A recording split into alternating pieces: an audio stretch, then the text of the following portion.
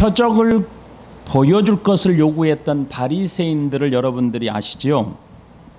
이 바리새인들은 우리가 잘 알았던 것처럼 과거에 출애굽한 광야 백성들이 모세를 원망했잖아요, 그렇죠?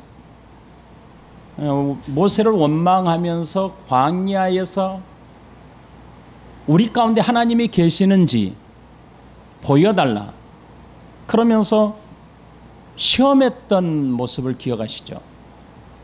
바로 바리새인들은 광야에서 하나님을 시험하고 모세를 원망했던 그 사람들과 같은 모습으로 예수님께 표적을 요구했습니다.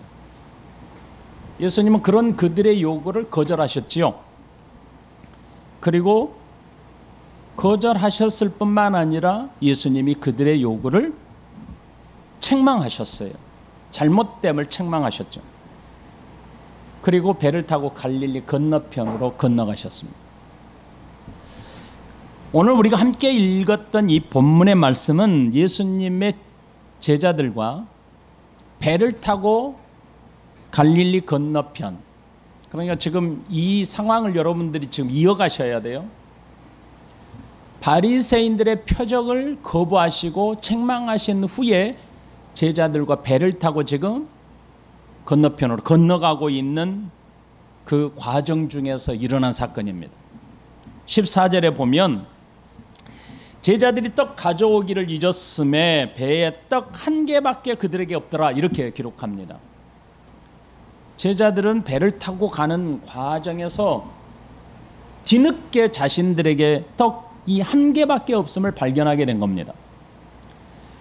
이 오늘 마가복음 본문에서는 뭐라고 기록하냐면 제자들이 떡 가져오기를 잊었더라, 이렇게 표현하고 있습니다. 여기에서 잊었다라고 하는 뜻은 무슨 일을 하다가 깜빡 잊었다는 의미보다는 내가 떡을 챙겨올 수 있었는데, 떡을 가져올 수도 있었는데 그렇게 하지 못했다는 표현입니다. 그러니까 제자들은 떡이 없어서 떡 하나만 가져온 게 아니고 모든 제자들이 다 넉넉하게 떡을 가져올 수도 있었는데 그렇게 하지 못했다는 의미가 강조되는 표현이 바로 오늘 본문에서 잊었다는 단어입니다. 제자들은 배를 타고 가는 과정입니다. 지금 현재 예수님과 함께 배를 타고 건너가고 있는 과정 중에 있습니다. 그 배를 타고 건너가는 도중에 자신들에게 떡 하나밖에 없음을 알게 된 겁니다. 그래서 제자들은 당황스러웠습니다. 제자들이 아마 우리에게 떡이 몇 개나 있을까라고 서로가 살펴봤겠지요.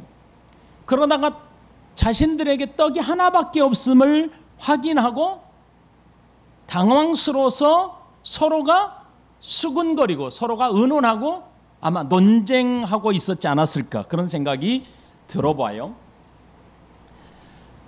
서로가 자책도 했겠죠. 내가 더 챙겨올 걸, 뭐 이렇게 이런 서로의 의논들이 있었을 거예요. 예수님은 이 모습을 가만히 지켜보셨죠. 그리고 이렇게 말씀하십니다. 15절에 예수께서 경고하여 이르시되 삼가 바리새인들의 누룩과 헤롯의 누룩을 주의하라, 이렇게 말씀하십니다. 제자들이 지금 자신들에게 떡이 하나밖에 없음을 알고 서로가 지금 동요하면서 말하고 있거든요. 그런데 예수님은 이 상황에서 지금 특별한 메시지를 전하고 계시는 거예요. 무슨 메시지입니까? 경고합니다. 경고하여 이르시되, 이렇게 표현합니다. 그러니까 지금 예수님은 이 상황을 여러분들이 지금 잘 이해하고 지금 연결지어서 가셔야 돼요. 제자들과 함께 타고 있는 예수님, 제자들은 바리새인들의 표적을 거부하신 예수님과 함께 건너가고 있는 과정 중에 떡을 챙겨올 수 있었음에도 불구하고 떡 하나밖에 챙겨올 수 없었던 자신들의 모습을 자책 아니면 서로 왜 그랬느냐라고 의논도 하고 서로 말도 했었지 않았겠습니까? 그 상황을 예수님이 지켜보고 계시다가 느닷없이 경고합니다. 그런데 왜 너희가 떡을 못 챙겨왔느냐가 아닙니다. 그 경고가. 예수님은 느닷없이 저들에게 경고하여 이르시되 이렇게 표현합니다. 여기서 경고는 오늘 15절에 보면 뒤에 있잖아요. 바리새인들의 누룩과 헤롯의 누룩을 주의하라. 이렇게 메시지를 강력하게 전하시고자 하는 표현이죠. 내가 경고하는데 주의하라 이것이죠. 이것을 조심하라 그것 아닙니까? 그러니까 지금 떡이 하나밖에 없다라고 지금 서로 말하고 있는 제자들 앞에서 갑자기 경고합니다. 주의하라, 조심하라 이것이죠. 그런데 오늘 본문에서는 삼가 주의하여라 이렇게 이중적인 표현을 쓰고 있거든요. 삼가 주의하라. 이것은 그만큼 이 메시지가 강력하다는 뜻입니다. 예수님께서 이 메시지를 아주 강력하게 표현하시는 방식입니다. 그냥 제자들에게 조심하라 이 정도가 아니고 아주 강력하게 어린아이가 돌뿌리에 걸려 넘어질 찰나에 부모가 그를 바라보면서 조심해! 라고 강하게 외치는 그 심정을 여러분들이 함께 생각하면서 이 본문을 읽어보시면 좋을 것 같아요. 이해하시면 좋을 것 같아요.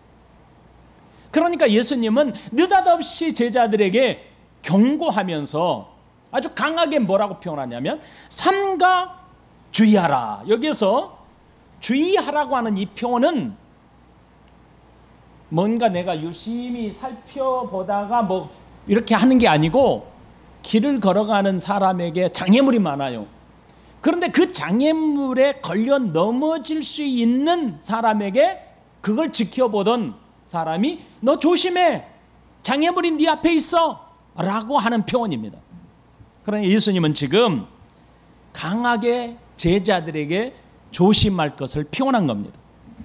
그런데 그들에게 넘어질 수 있는 장애물이 무엇이냐면 바로 바리새인의 누룩과 헤롯의 누룩이라는 겁니다.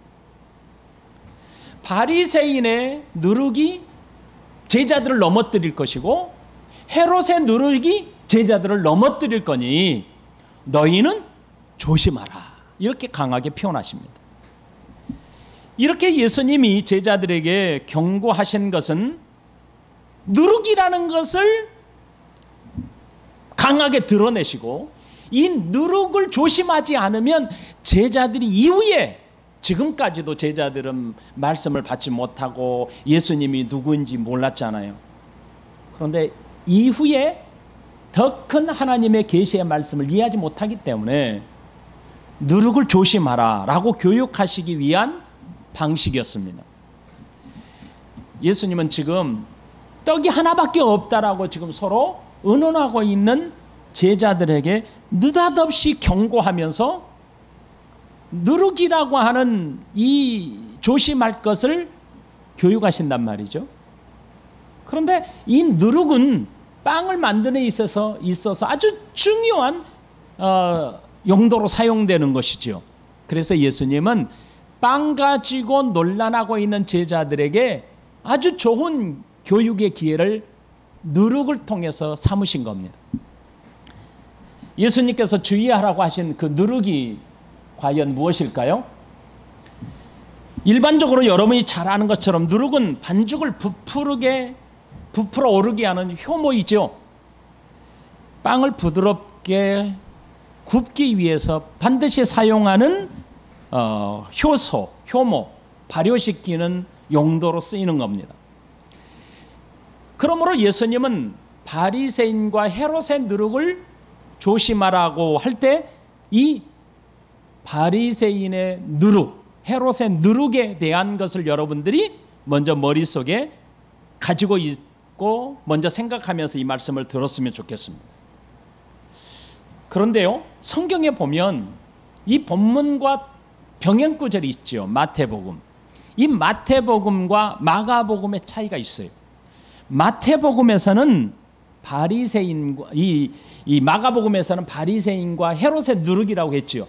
그런데 마태복음에서는 뭐라고 되어 있냐면 바리새인과 사두개인의 누룩을 조심하라 이렇게 표현하고 있거든요. 성경을 읽다 보면은 이런 좀 차이 나는 부분들이 많지요. 그럼 여러분 성경에 오류가 있을까 이렇게 생각하지 말라고 그랬습니다. 마태복음 16장 5절로부터 6절 읽어드릴게요. 제자들이 건너편으로 갈새 떡 가져가기를 잊었더니 예수께서 이르시되 삼가 바리새인과 사두개인들의 누룩을 주의하라 이렇게 말씀하시거든요.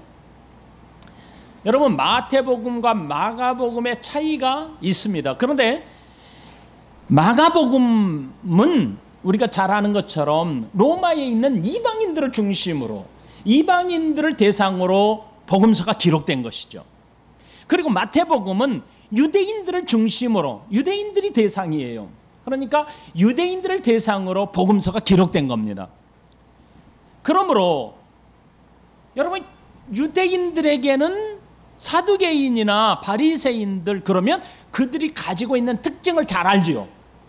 그러나 이방인들에게 있어서는 바리새인과 사두개인보다는 바리새인과 헤롯이 훨씬 더 자연스러울 겁니다. 왜냐하면 바리새인과 사두개인은 모두 다가 하나의 종교의 분파에 속한 부류들이거든요. 그런데 이 사람들은 우리가 잘 아는 산헤드린 공의회의 아주 중요한 정치적 권력 집단이거든요. 그런데 바리새인보다 사두개파 사람들이 훨씬 더 정치적으로 가까운 사람들입니다. 헤롯에 동조하고 로마 정권의 훨씬 더 우호적인 집단이 바로 사두개파 사람들입니다. 그러니까 여기서 살펴보았듯이 마태복음에서는 자연스럽게 바리새인과 사두개파 그러면 사두개파는 정치적으로 로마에 가까운 사람 이렇게 이해가 됩니다. 그런데 이방인들은 사두개파 그러면 어떤 사람인지 잘 모르거든요. 그래서 이방인들을 대상으로 해서 정치적으로 훨씬 더 가까운 헤롯파로 설명한 것입니다. 예수님은 자신들에게 떡 하나밖에 없음으로 인하여 근심하면서 논쟁하는 제자들에게 떡을 부풀게 하는 누룩을 조심하라 이렇게 말씀하신 이유가 있습니다. 바리새인들은 지금까지 살펴본 바에 의하면 예수님을 종교적 이유로 어떻게 해서든지 죽이고자 모의했던 사람이고 헤롯파, 사두개파 사람들은 정치적인 이유로 예수님을 죽이고자 했습니다. 마가복음 3장 6절에 우리가 함께 이미 나눴던 것처럼 바리새인들이 나가서 곧 헤롯 당과 함께 어떻게 하여 예수를 죽일까 의논하니라. 여러분 바리새파의 누룩 그리고 헤롯 당의 누룩이라고 표현한 것들은 그들의 사상을 가리킵니다. 그들이 신봉하고 있는 그들이 믿고 있는 사상을 조심하라는 의미입니다. 작은 누룩 하나가 큰 덩어리의 반죽을 다 부풀어 오르게 하듯이 바리새파의 헤롯파의 누룩이 지금 모든 사람들 제자들뿐만 아니라 지금 백성들의 생각과 사상을 지배하고 있다는 뜻입니다. 아마도 예수님은 이것을 지적하고자 했을 거예요. 바리새인들이 신봉하는 율법의 정신이 지금 메시아로 이 땅에 오신 예수님을 알아보지 못하게 하는 저들의 위험성, 헤롯파의 정치적인 메시아니즘이 정치적인 메시아 사상이 이 세상의 구세주로 오신 구속주로 오신 메시아가 되신 예수님을 알아보지 못하게 하는 저들의 사상, 이것이 바로 지금 저들에게는 누룩과 같다 이렇게 경고하신 겁니다.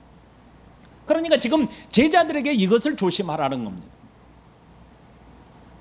예수님은 우리가 잘 아는 것처럼 4,000명을 먹이시기 이전에 이미 5,000명을 먹이셨고, 이방 지역에 있는 스로보니게 여인의 딸을 귀신으로부터 내어 쫓았고, 그리고 귀먹고 말 더듬는 사람을 고쳐주셨잖아요. 예수님은 눈으로 보게 하셨고, 그리고 실제적으로 경험하게 하셨고, 귀로 말씀을 듣게 하셨거든요. 그런데 바리새인들이 신봉하는 율법이라고 하는 사상이 율법의 원형 되신 예수 그리스도를 알아보지 못하게 하고, 예수님의 말씀을 듣고도 이해하지 못하게 했던 것입니다.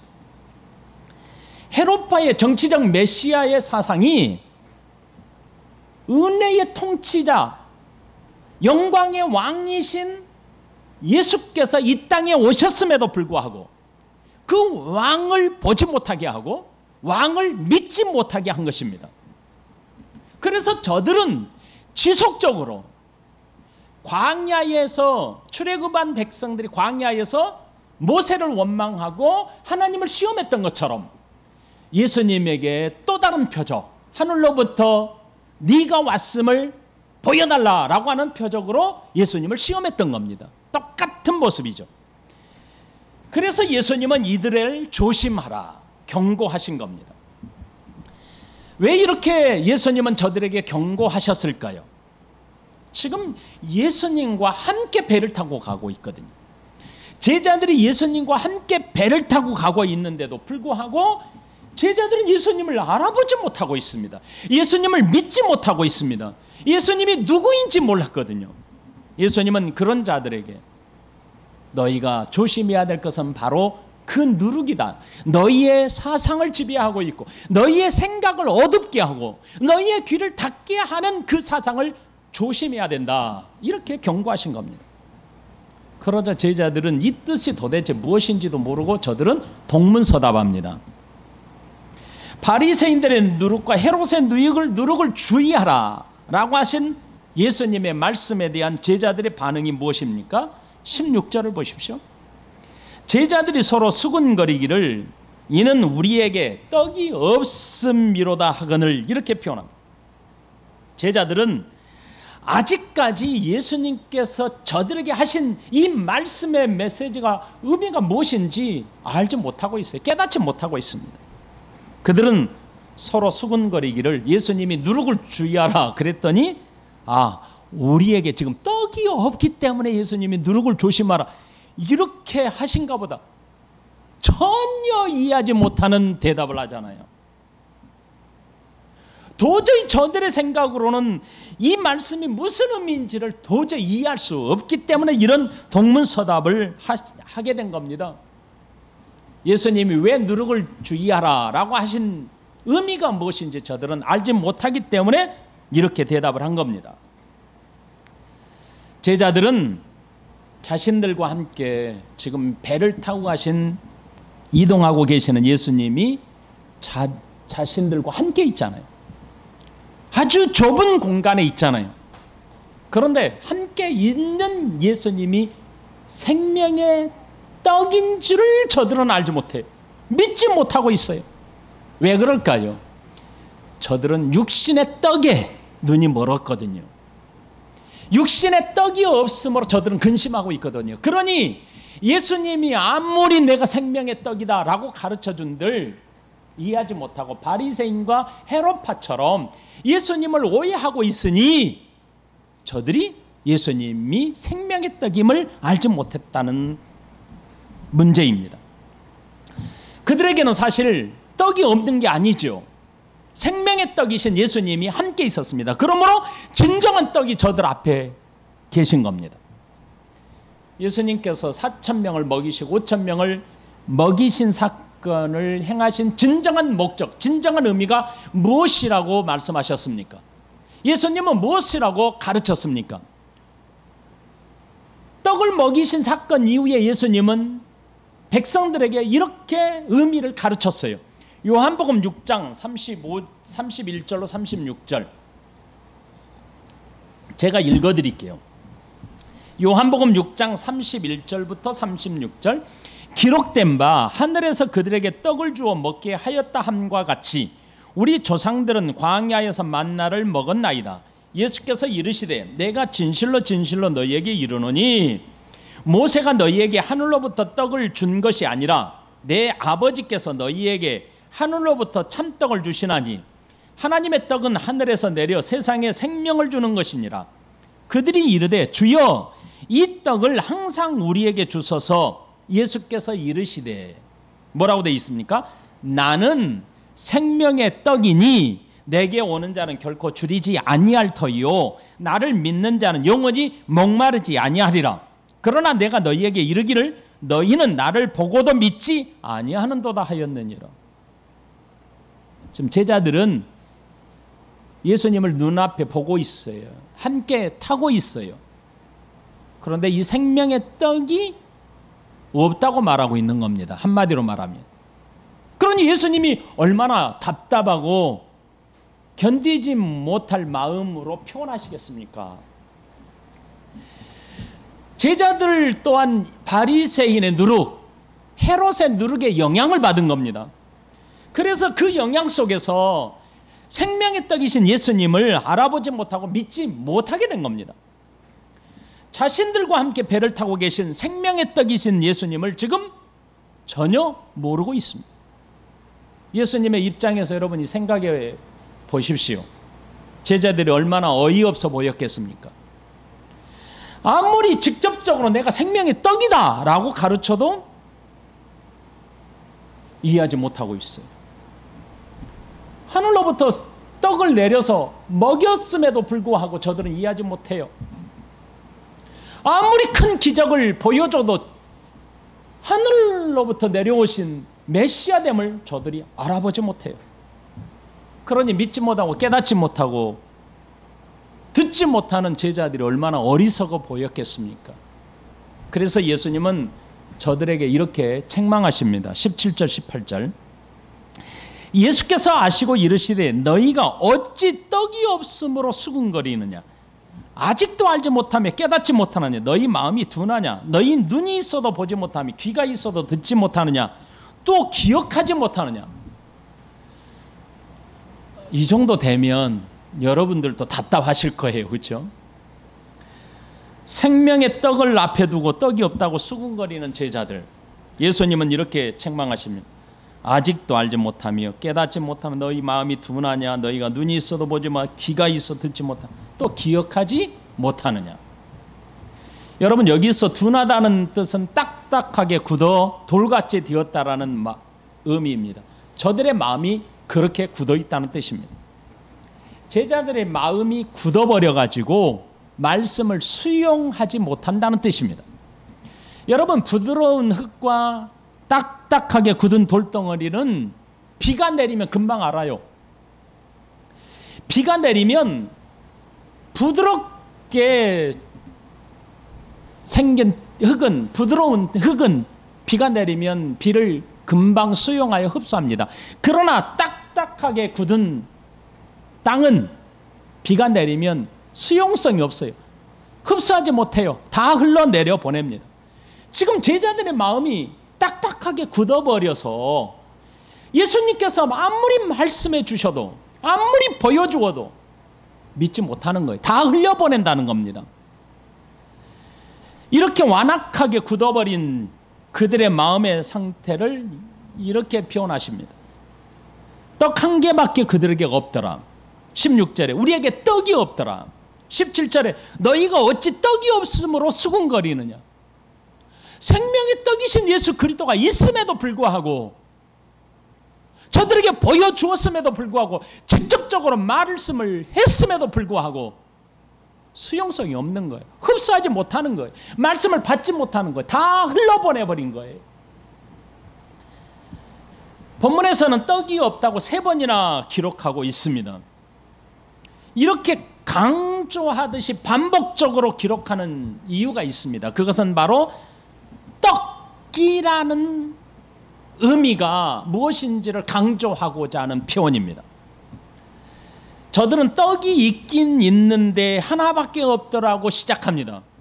그런데 바로 16절에 이어서 떡이 없어져 버립니다. 저들의 마음의 표현에 우리에게 떡이 없다 이렇게 표현합니다. 그러니까 떡이 하나밖에 없다고 시작한 저들의 마음은 16절에 가서 우리에게 떡이 없어져 버렸다 이렇게 표현합니다. 떡이 없어요. 그런데 예수님 뭐라고 하냐면 떡이 있는데도 불구하고 왜 너희가 떡이 없다고 하느냐 이런 표현으로 말씀하십니다. 저들이 떡이 있음에도 불구하고 떡이 없다라고 말하는 저들에게 예수님은 그렇게 책망하신 겁니다. 이렇게 책망도 이렇게 반복적으로 하신 이유가 있죠. 여러분 보세요. 알지 못한다, 깨닫지 못한다, 마음이 둔하다, 눈이 있어 보지 못한다, 귀가 있어 듣지 못한다, 기억하지 못한다. 이것은요 구약의 백성들에게 외친 선지자들의 외침을 그대로 인용한 겁니다. 이사야, 예레미야, 에스겔 선지자의 외침입니다. 이사야 6장 5절 여호와께서 이르시되 가서 이 백성에게 이르기를 너희는 듣기는 들어도 깨닫지 못할 것이요 보기는 봐도 알지 못하리라. 예레미야 5장 21절 어리석고 지각이 없으며 눈이 있어도 보지 못하며 귀가 있어도 듣지 못하는 백성이여 이를 들을지어다. 에스겔 12장 2절 인자야 네가 반역하는 족속 중에 거주하는다. 여기에서 반역이라는 단어가 바로 완악하다는 것, 마음이 완악하여졌다 이런 표현입니다. 둔하다라는 표현이죠. 그들은 볼 눈이 있어도 보지 못하고 들을 귀가 있어 듣지 아니하나니 그들은 반역하는 족속입니다. 완악한 족속이라는 거예요. 마음이 딱딱하게 굳어서 말씀을 받지 못하는 족속이라는 겁니다. 구약 선지자들 예레미야, 이사야, 에스겔 선지자들의 공통적인 메시지의 특징이 무엇입니까? 믿음이 없다는 겁니다. 우둔한 백성이라는 겁니다. 하나님을 불신하는 백성이라는 겁니다. 하나님의 말씀을 거부하고 거절하는 백성들이라는 책망입니다. 이런 선지자들의 외침을 그대로 예수님은 인용하셔서 지금 제자들에게 이 말씀을 그대로 직접적으로 사용하십니다. 눈으로 보고도 알지 못하고 있고 귀로 듣고도 깨닫지 못하고 있는 제자들의 모습을 책망하기 위해서 구약의 백성들을 책망하신 선지자들의 외침을 그대로 적용하고 있습니다. 완악하기 때문에 반역하는 자들 중에 있기 때문에 예수님을 거절하고 있다는 예수님의 책망입니다. 그런데 예수님의 책망 중에 특이점이 하나 있습니다. 그것은 제자들에게 기억하지 못하느냐 이렇게 표현합니다. 아직도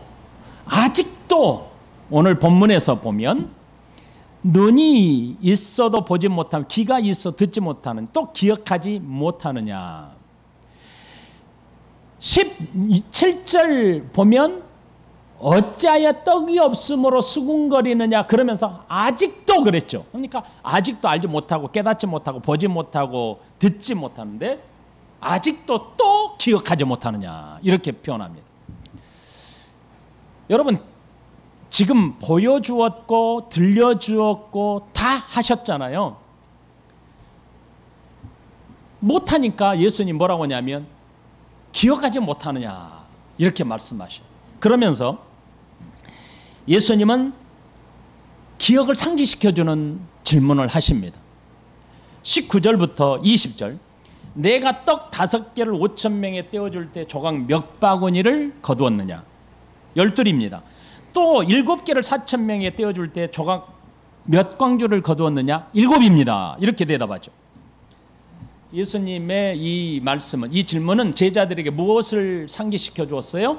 5,000명의 사건과 4,000명의 사건을 상기시켜 준 거죠. 기억나게 한 거죠. 이런 제자들은 누구예요? 지금 떡이 하나밖에 없으므로 나중에는 떡이 없다고 수군거리고 있는 제자들에게 이렇게 질문을 하지요. 이렇게 기억나게 하잖아요. 자, 그러면 제가 강조점이 어디 있는지를 여러분들에게 알려드리기 위해서 예수님이 이렇게 질문하지 않았다는 질문을 여러분들에게 드려볼게요. 내가 5,000명에게 떡을 먹이고도 12바구니를 남겼다. 그때 너희가 구해온 떡이 몇 개였느냐? 이렇게 예수님은 질문하지 않았어요. 그리고 또 내가 4,000명에게 떡을 먹이고도 7광주를 남겼다. 그때 너희에게 떡이 몇 개 있느냐? 자, 제자들에게 떡이 몇 개 있다고요? 하나밖에 없어요. 제자들에게 가지고 있는 떡이 하나밖에 없어요.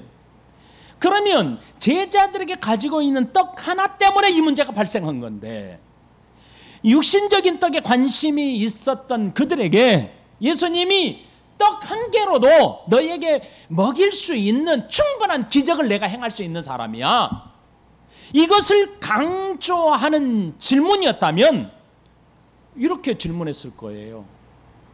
그렇지 않습니까? 내가 5,000명을 먹일 때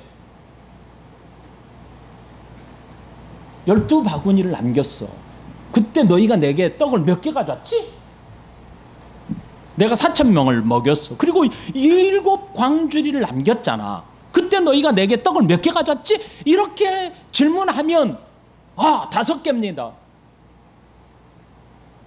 이렇게 말하지 않았어. 그런데 너희에게 1개밖에 없음으로 인하여 아니 5개로 5,000명을 먹였다며 1개 있으면 충분하지 않느냐, 이렇게 대답이 자연스럽게 되잖아요. 그런데 예수님은 그렇게 질문하지 않았다는 겁니다.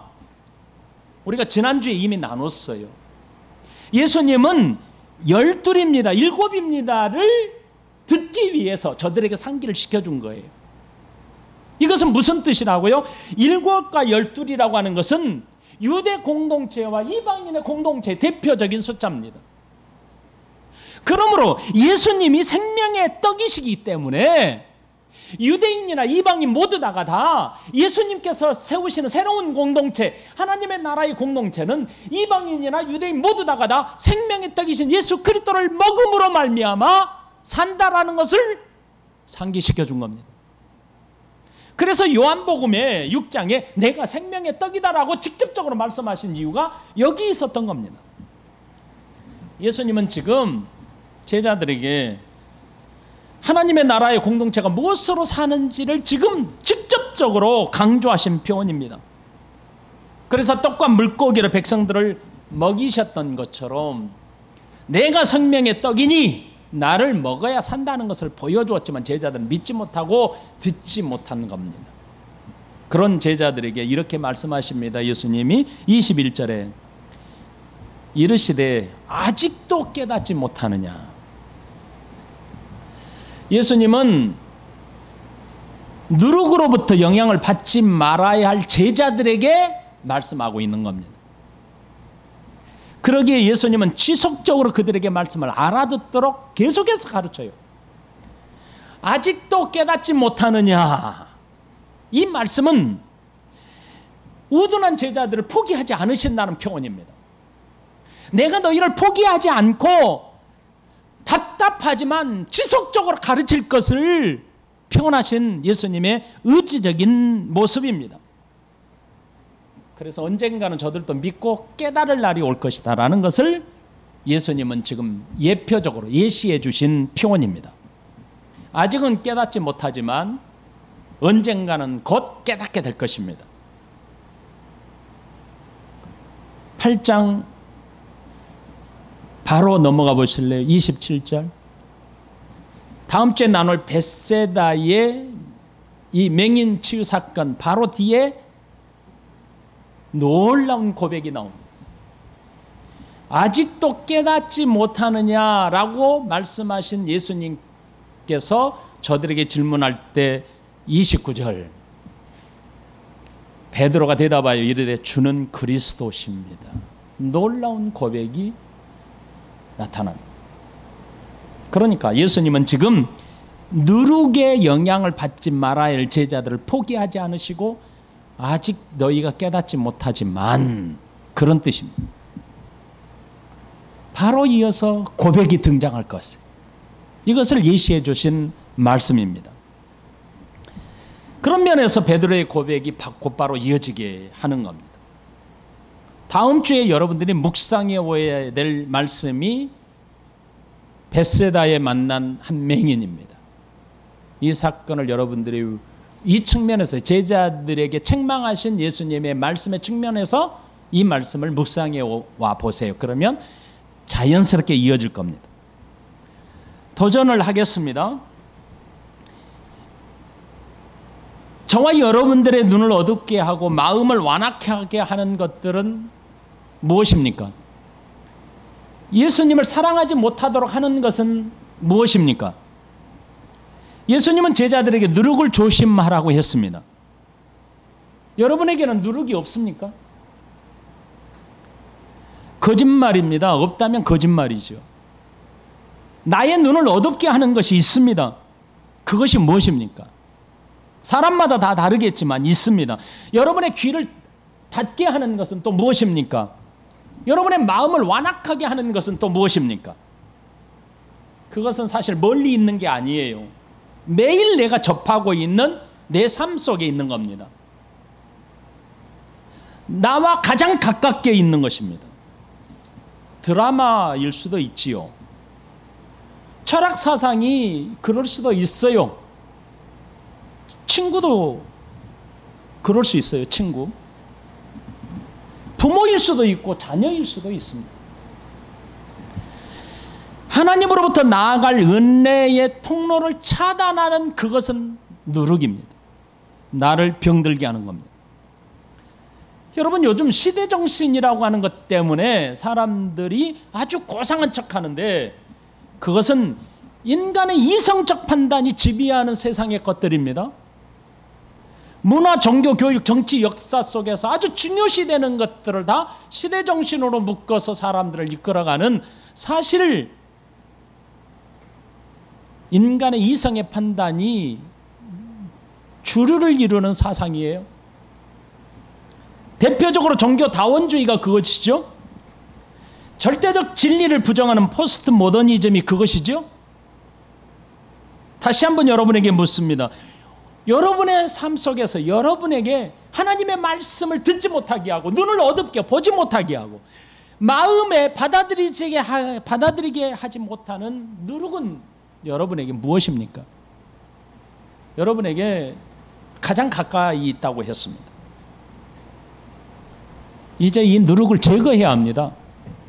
예수님을 믿고 섬기기 위해서는 이 누룩을 가지고는, 누룩이 내게 있어서는 예수님을 바로 섬길 수가 없습니다. 누룩을 제거하지 않으면 나의 마음을 부패하게 만들 것입니다.